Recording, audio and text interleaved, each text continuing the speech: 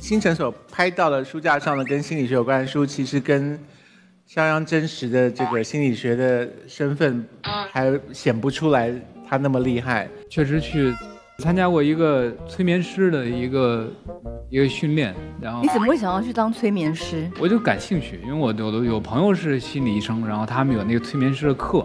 严老师有跟你说你可以催眠别人吗？他说过，如果别人很配合的话，你想要被催眠呢？你想要被催眠，但是目的是什么呀？就想睡一下。在节目里吗？接下来是我自己一个人主持，是不是？其实催眠最重要的就是，我觉得我最近很累，或者我想在一些什么问题上找到答案，但是我又不知道答案是什么，或者我不知道我自己想法是什么。我觉得它对了解自己的潜意识，我觉得都特别有帮助。学弟，你换一个目的，就是睡觉真的不行，因为我不能让你在节目中睡着。你要看什么吗？我想要看一下我的潜意识到底是不是真的很想要继续工作下去，因为有时候会觉得其实很想要就一直待在家里。那我觉得你应该是想要一直工作下去吧？你催眠是怎么样去催？就是催眠就是其实它的理论，我们可以看过程吗？可以看，可以看。那 S 你去坐椅子，我先说一下理论哈。我不要听。好，那我要闭眼睛吗？你就让你自己很 relax 的姿势。你在睡觉，徐熙娣。他说让我摆出最 relax 的动作啊。对，就是最放松的姿势就好了。啊，还是这样好了。啊，然后就放松哈，放松。先要有一个慢慢放松的过程。其实有时候你自己都没有意识到，其实这个你经常处在一个比较紧张的状态。我们先从头部开始啊，你现在慢慢感觉你的头皮放松，然后你的头盖骨也要放松，头盖骨也要放松。真的不要用意识去支配你的肌肉，然后你的眉骨也要放松，就像扫描仪一样扫描你的身体，从上往下，让你的意识放弃去控制你的身体，然后放松你的胸膛。胸膛经常会因为紧张而感觉到有压抑的感觉，有放松你的小臂，让它很自然的向地心引力投降。这是属于你自己的时间，让你自己进入一个最真实的状态，最本我的一个松弛的状态，就像你长在了这个椅子上一样。那下面你会看到你的前方有一个光点，然后你处在一个隧道的里面，你慢慢的让自己往前走。你知道那个光点它是这个隧道的尽头，那个光点对面的那个世界是也许是你曾经经历过的，也许是你向往的，不知道，只有你知道。我们也很好奇它究竟会是什么。可是我好害怕。害怕是很正常的，因为我一直看到一些很可怕的东西。你可以跟我们分享你看到什么？有婴儿，有婴儿，还有老人，还有老人，还有很多手跟肢体，还有很多手跟肢体，然后有很多黑影在我前面一直晃。我现在很害怕。很害怕。有人能帮你吗？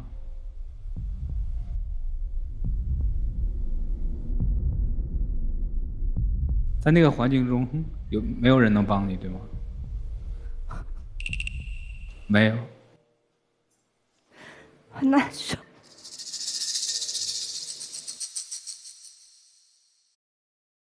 没关系，没关系。我们离那个光亮还有5步，我们走完这5步。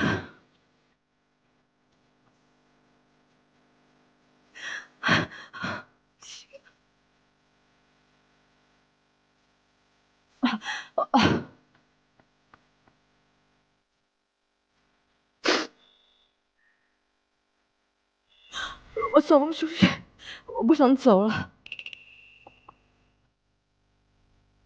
那你坐下歇一歇。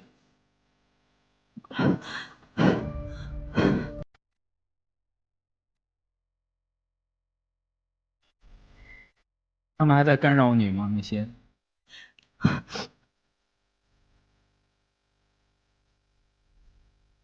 那个光有照在你的身上吗？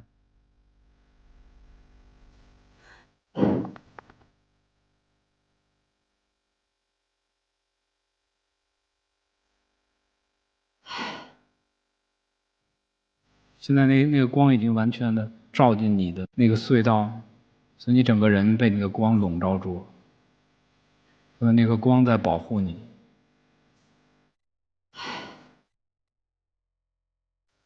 OK， 我现在看到比较好的画面了。我现在看到一些树跟草，然后光影变粉红色的。所以你现在心情怎么样？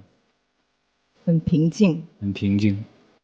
就是比较温暖的感觉，跟刚刚比起来，可以了吗？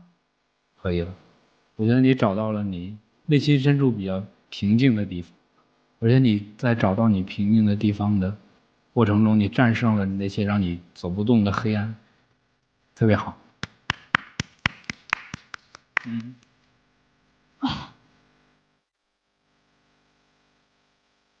是不是很惊人？你看站得起来吗？可以。他的反应是你预期的吗？不是我预期的，每个人都不一样，每个人都不一样。可是你刚刚很有趣，就是你也知道外面的世界。对，可是就是比较专注在自己的世界里。可是被催眠的人可以跟催眠师说到此为止。当然可以。对，他觉得恐怖的时候，如果那个时候停下来，你会担心他常常看到那个东西，所以我会帮他让那个光照在他的身上。所以等到我恢复平静再出来会比较好，是不是？可是现在就觉得好像比较没有那么害怕。可是我刚刚真的觉得自己差点要那个心悸耶。因为那当时你有没有想说，我就把眼睛张开，我就知道我在摄影棚里面，然后不行，因为就是没办法打断的感觉，就是你不想要突然就结束，因为会觉得还没了结这件事。对。因为我也有朋友去看专业的人，然后他们就说他们经历了这件事情之后，好像他们用的一个说法就是说好像放心了很多。我不知道放心什么事情，可是他们说放心了很多。我觉得就是有些生活中有时候人会回避很多，就是你内心的东西啊，就是可能你过往的一些经历，然后你不知道什么时候受到的一些伤害，其实并没有愈合，然后但是你不看它了，但是它时常还会出来干扰你现在的处境。我觉得所有的这些方法其实都是在找你不愿意面对的那个黑暗的部分。我们现在的人都是对外界的事物关注的太多了，就是外界的信息也干扰太多了。我觉得人类历史上都没有像今天一样这样信息大爆炸过。我们的生理和心理也不知道该怎么去面对它，都在尝试那个极限。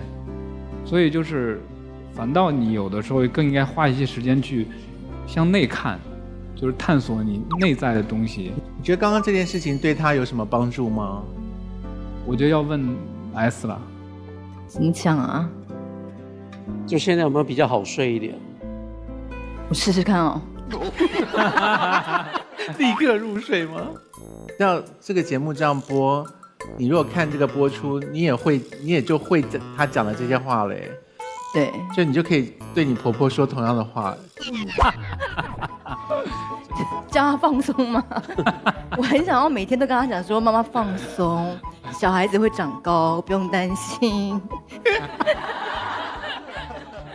好，那现在请你警告我们看这个节目的人，就是说他如果在家里要学着做的话，会不会有什么问题？我觉得有同理心的人就会容易去催眠别人，然后那个被催眠的人也要足够的打开，要不然就是个游戏而已了，谁也不会有什么感觉，不会有什么危险。对，我家S也是，他很打开，有的人是易被催眠体质，易被催眠体质的人就是很感性、很敏感。S 绝对是适合做演员的人。我就在等你说这句话。真的。所以拜托，我是可以演戏的人，我可以。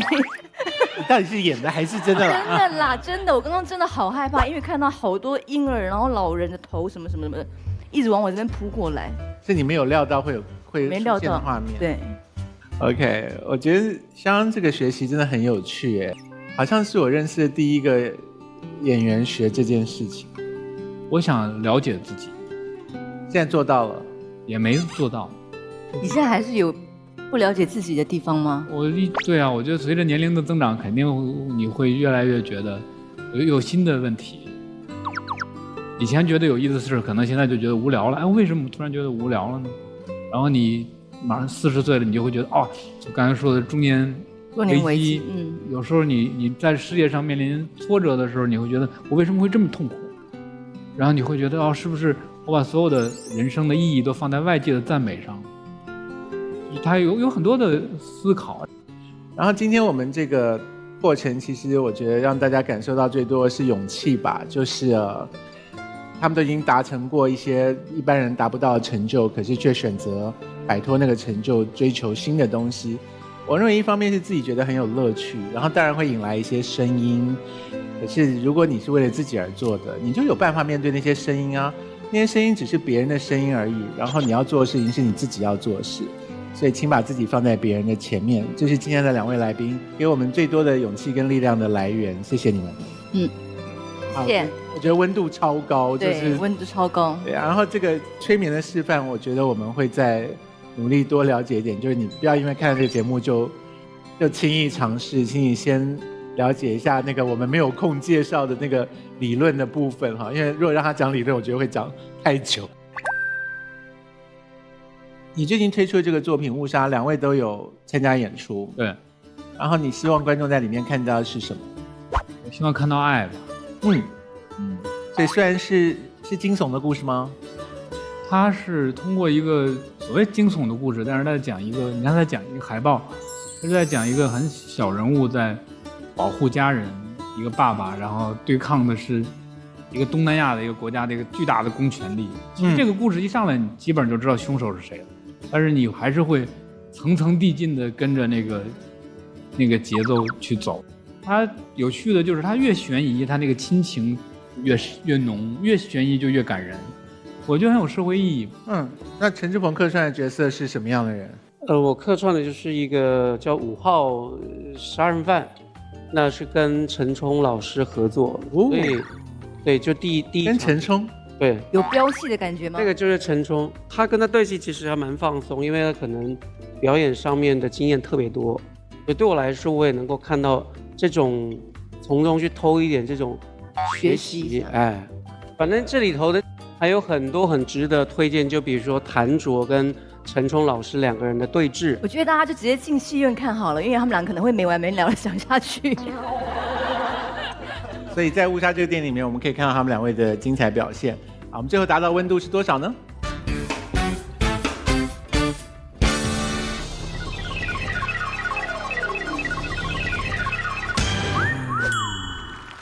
好，非常谢谢我们的2位来宾。最后我们要做的事情呢，就是看看今天我们的车上会出现的是一些什么样的东西。好，请带进来伏尔加修复车。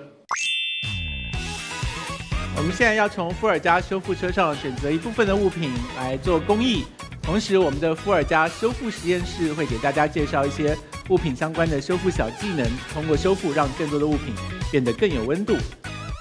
做公益的是要拍卖是吧？对。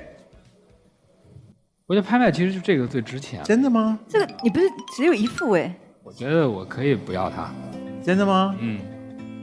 那就哎呦，所以你在高中的时候，的素描作品，哎，那可以请你再用笔在上面签个名，可以啊，对不对？可以啊。好，因为其他的东西都哪儿都能买，都买得到。哦，你觉得就这个比较有意义？对，这个有意义。我觉得我也要忘掉它们了。来，请你在上面签一个。好，然后给他的新的主人呢写一张卡片。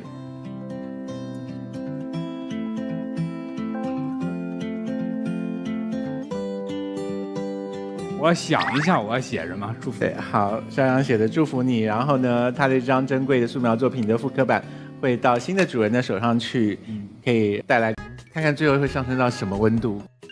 刚才我们研究这个曾经有过的闪光时刻，其实很难让创意型的人感觉到满足，所以他们可能会变出一些新的花样，寻找新的方向。今天我们请到2位来宾呢，正在做这件事情，我们欢迎他们出场。Hello， 欢迎肖央还有陈志鹏。欢迎。终于上了你们的。肖央你好，欢迎你，唱歌又见面了。老师好。好，2位请坐。老师好。是跪了一下是吗？没有啊，我捡东西了。好，我们今天访问到这位肖央同学呢，虽然我们没有能够有这种机会访问过他，可是他的那个神曲在我们耳边萦绕了很久。对，小苹果。小苹果那一阵子真的是我们节目好多人都在模仿哎，而且甚至我女儿都要在家就是唱那首歌，连我女儿都在唱的时候，我就好想要。就是好想要揍那个唱歌的人。哦，是，那你就是您本人，你不开心吗？你不觉得听那首歌很开心？因为就像当时的 Let It Go Let It Go，一开始觉得说哇，真的好听，到最后 every day 每一天都 Let It Go， 就想说掐住那个女儿的脖子，跟你的小苹果一样啊。什么你呀你怎么唱啊？怎么唱？我没听过。听就很当时很。哒哒哒哒哒哒哒哒哒，我种下一颗种子，终于长出了果实。今天是个。我觉得只有听没有意思，你跳一下吧。你会跳吗？不会跳。就是他有一个那个动作，就是他有一个。哦。好好啊！我真不敢相信我还跳这首歌，你知道我当时有多恨这首歌啊？多恨这首歌。就他，刚吼 Let It Go 的时候，你不是想要叫肖央称赞你的嗓音吧？我没有这个意思。对，我也如果你刚好听出我的嗓音很浑厚，你也可以讲一下。对，来 Let It Go。他音比你高哎。啊？他音很虚啊。虚。他音阶比你高哎。Let it go, let it go。算了吧。所以你音阶很高，高音我会稳定一点，低音反倒没那么稳定。可是你的样子很像唱低音的人哎。你没见过我高音的一面。你要不要来一段高音给我看看？就比如唱那个信乐团的歌，我就很喜欢。哦，我要听你唱信乐团的歌。现在唱啊？不然明天吗？明天我们要录别集。你说他要唱死的都要爱吗？对啊。就那个我就是有时候那个状态好的时候我能唱上去。可是不能用假音哦。你来啊！死的都要听啊。那不知道他那个 key 啊。我想他那个 key， 我想想啊，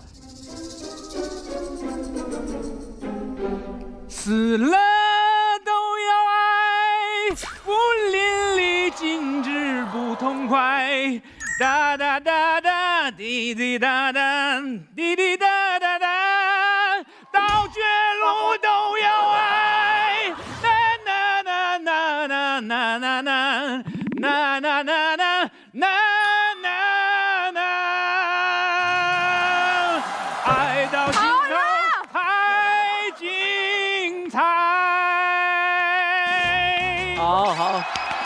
好高啊！哎，我觉得我真的很讨厌你们这种明星哎。为什么？就说你要不要唱一下？他说，他今天表示状态不好，唱一下。哎，来吧。然后就没完没了的唱，没完没了的唱。我们是你应你的要求嘛？因为他要到结尾那句他才爽啊，就是最后那句就要标出来。OK。对，那个歌开始了就要唱下去。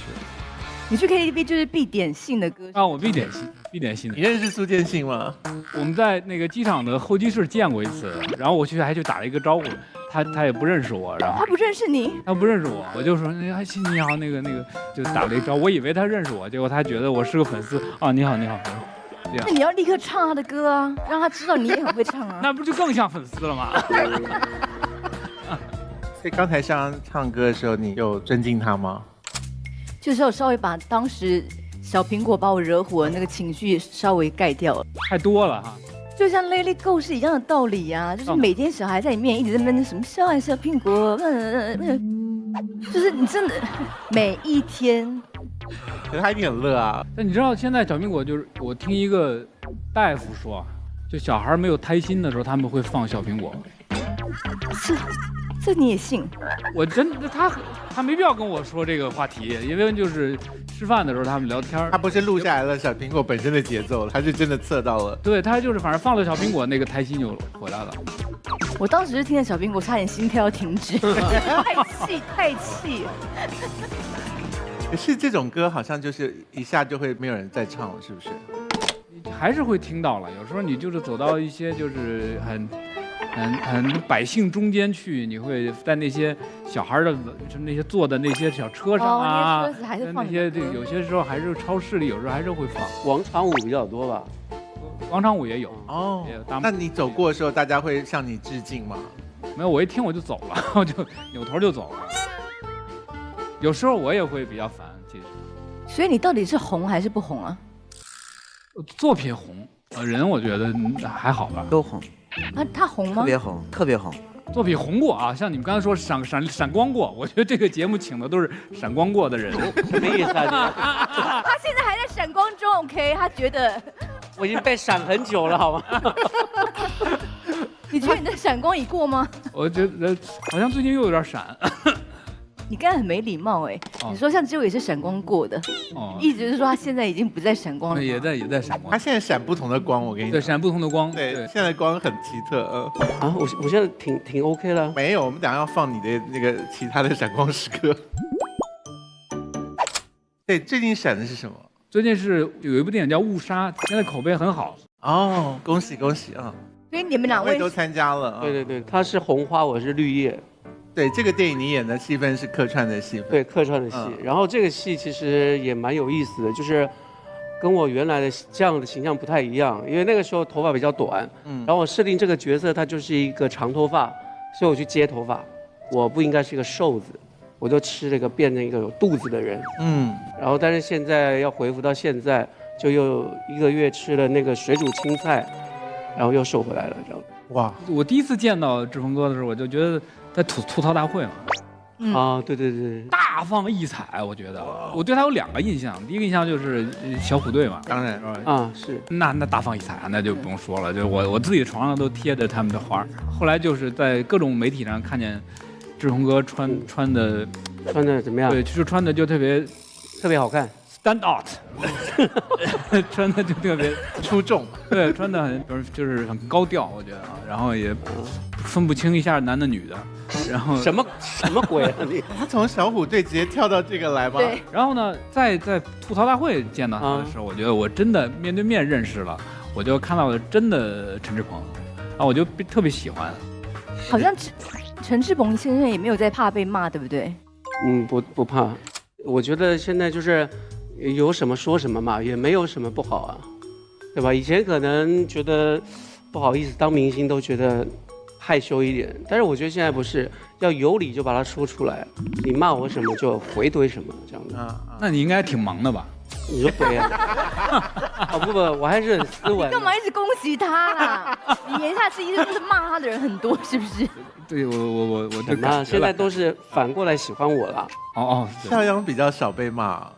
我也被骂，你没有事情可以被骂，也有，就是没有事情也是一种事情。会不会有人骂你说你只顾着自己发展，没有在照顾你的另外一个兄弟？那倒也不是骂，反正就是他会说一下，大家会说一下。但王老师不是不红了，王老师是自己潜心在写歌。王老师有没有评论过你现在什么都做这件事情？他没评论过，前2天电影首映礼他还去了。大家还记得王老师的长相吗？也记得，他比我好认。所以你确定他是真的想要很低调的研究音乐，还是说是像？我说人家找你演戏的时候，你不会说，那我们王老师也希望演一个角色。我有时候会说，我觉得这角色会适合老王啊。结果通常我不接的时候我才会这么说。反正他更喜欢音乐一点了，我觉得就是他在演戏和他去唱歌的和创作音乐的时候，他更享受创作音乐。所以你们也是打算不会有一刻出来宣布说本团就此解散？不会，还有那么多商演呢。钱还是得赚，是不是？最近写了首新歌也很好听。还没有发吗？还没有发。所以是关于什么的？其实最近抑郁症有很多嘛，关于希望的。希望，所以是一个很正面的。希望和盼望。正面的歌曲啊，很温暖。所以你们出那首歌的时候，会2个人合体再出现，是不是？对，很快了啊！春天吧。你私底下跟他熟吗？啊，私底下不太熟，没有，私底还是熟，这么多年了，还是10几年了。是朋友吗？比亲人见的还多呢。然后说今天心情不好，你会找他诉苦吗？我会问他最近心情好不好。你是在讲说你的心情通常都比他好，是不是？对，有一段时间他心情不太好，我就经常会安慰一下他。他心情不好的原因是？看到你发展太好吗？也没有，他那时候就是身体不太好，然后他就心情不太好。你认为对方发展的比你好，因此而心情不好，然后那个令你心情不好的人打电话来问你说你心情好不好？这样你要怎么回答？比如说心情不好都是因为你 ，OK？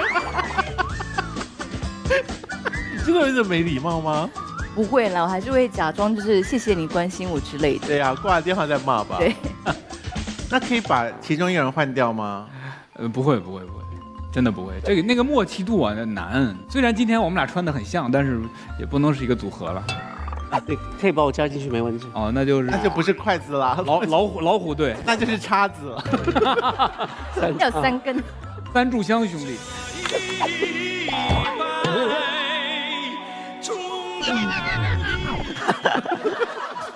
你们3位都是从组合出来的人，请问你那个组合还在吗？